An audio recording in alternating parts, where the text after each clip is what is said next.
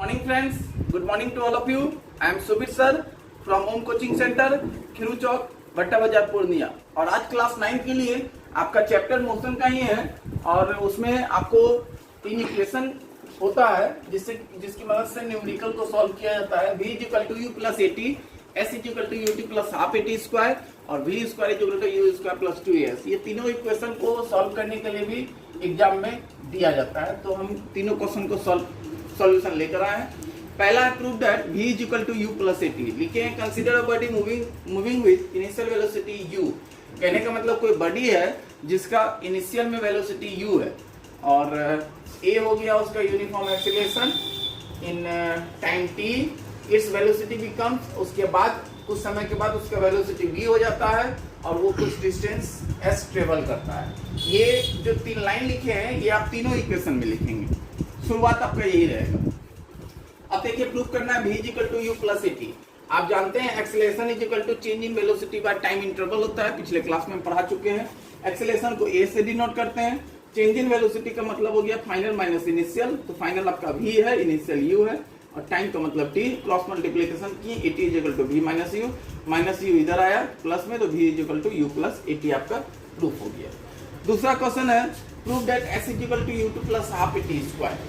तो देखिए average velocity आप जानते हैं initial velocity plus final velocity bye 2 होता है, क्योंकि जहां भी एवरेज का बात हुआ तो इनिशियल और फाइनल को प्लस करके 2 से डिवाइड करेंगे। वेलोसिटी है तो initial velocity plus final velocity bye 2, u + v/2। ये आपका एक तैयार हो गया। अब आप जानते हैं कि डिस्टेंस जो होता है वो एवरेज वेलोसिटी इनटू टाइम होता है, तो डिस्टेंस को ऐसे लिखेंगे। एवरेज वेलोसिटी आपका u + v/2 और टाइम t मल्टीप्लाई किए, सॉरी u रहने दिए, v आपका प्रूफ हो चुका है u + at/2 × 2t, u into t 2ut plus 80 into t 80² 2।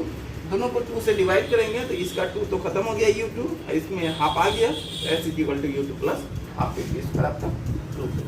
तीसरा है prove that v² = u² + 2as।